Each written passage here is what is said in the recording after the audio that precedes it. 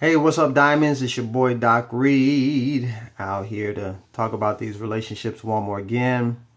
But as you know, how we do before we get off into that, make sure if you're new to Doc Reid, you go to my website, christopherreid.org. Get your free copy of The Forbidden Secrets of the Goodie Box, which your father didn't tell you and your mother did not know. Okay, my gift from me to you as a down payment on your relationship journey. Get the PDF version or get the Kindle version, and get back to me and let me know what you think about it. So today, ladies, I want to talk to those of you who have felt like, you're in a bad situation. You know that it's not in your best interest, but you feel that somehow to get out of it and take your power back and do what's best for you would be me.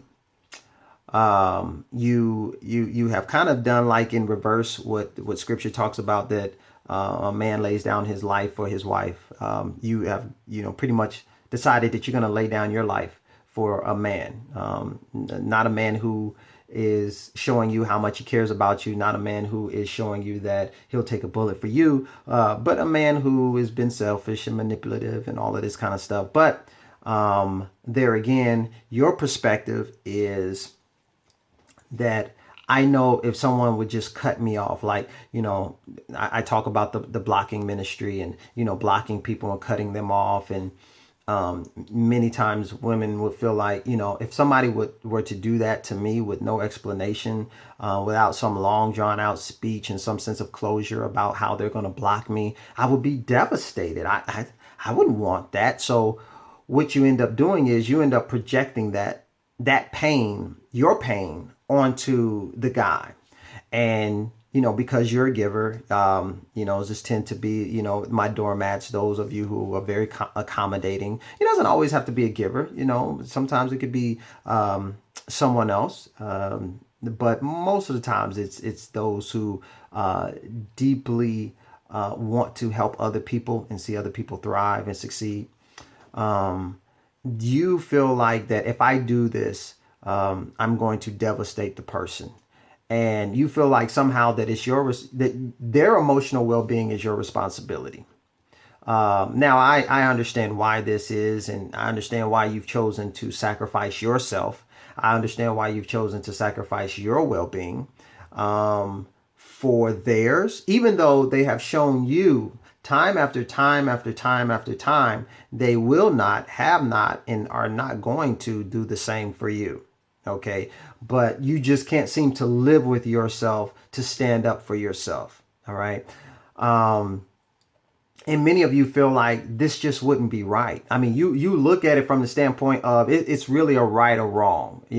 It's a morality issue. You don't treat people this way. We're supposed to treat people the way that we want to be treated.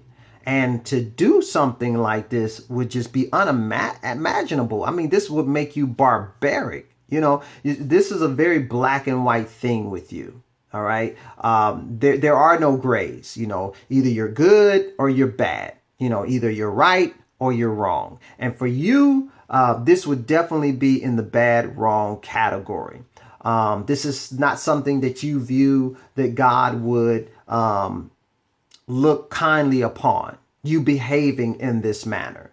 Now, we probably are here because someone along the way, maybe your mom or your dad, was very overbearing and very demanding, that made you feel like it was bad to stand up for yourself, and it was bad for you to consider what you needed. All right.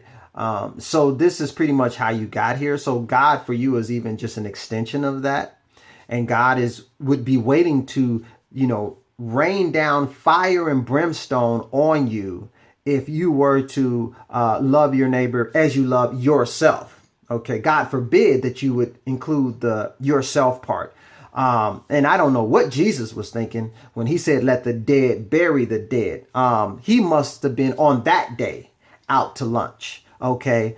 Because what he should have said was, it is our responsibility to bury the dead every time, all the time. Okay, because that's just what good people do. That's the right thing to do. Not sure what happened there or why maybe Jesus dropped the ball. But I say that, and I don't necessarily, I'm not trying to be funny, but this is, if you think about it, see, sometimes when we say things in reverse, then it helps us to understand a little bit more clearly how we are doing the things that we're doing and how that really does not make sense. Okay. Some of you have become accustomed to taking on more than your fair share of responsibility. Now, like I said, oftentimes, 9 times out of 10, this can be traced back to a parent or some other authority figure. You know, if your parents did not raise you, grandparent, whatever, it doesn't matter. But this seed was planted in you that it was your job to continually take on, bear ye one another's burdens way more than you bear your own, again and again and again and again. And you didn't ever look at this as being weird or strange because it's all you know. Okay. All you know is to bear ye one another's burdens. All right. Now the problem is you're stuck. You are stuck. Yes, you are. All right. And when I say that you're stuck, because you won't release yourself from this situation, from this very toxic, horrible, bad situation. So you're not going forward and you're not going backwards. It's not necessarily that you are full-fledged back in the relationship, but at the same time, they get access to you anytime they want. They can go off and frolic and have fun and do different things. And then they know that they can come back to you whenever they want. They know that the door is always open. The doors of your heart, is always open. Whenever they choose that they want to come back. You may be a little frustrated. You may play a little hard every once in a while, but at the end of the day, they know. I mean, they're masters at this. You're not the first. You won't be the last. So they've targeted you from day one. They sized you up. They knew what they were doing from day one. So they knew that what they could get away with. So when you give a guy access to you, ladies, all right, you send him the message that no matter what, it's like a 7-Eleven. It's 24/7. Whatever we want, we can have. All right. And the horrible part about this is because you have viewed yourself as someone who is supposed to always be there for everyone else, you never got an opportunity to develop your own identity, to really know who you are and what you want. What is that? I mean, what does that look like? What does that sound like? What does that feel like? I mean, that's just a strange concept. That's aliens and that's rainbows and, those are little leprechauns and, things of that nature. What I want, she's crazy. She's talking about what I want. Yeah. So many of you have never got a chance to think about what your identity is because your identity has always been what other people wanted you to be. Period. Hands down.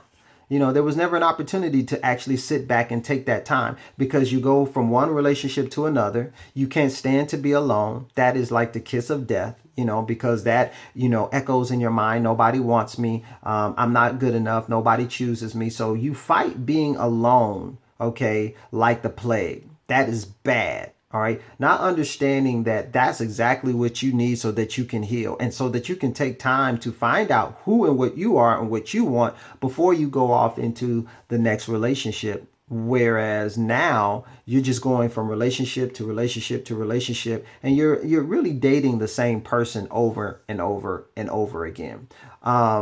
So I'm not going to be out here with y'all long. I really had a quick, simple message. For those of you who know that you suffer from this this curse, as it were, of pleasing everybody else and never thinking about what you want.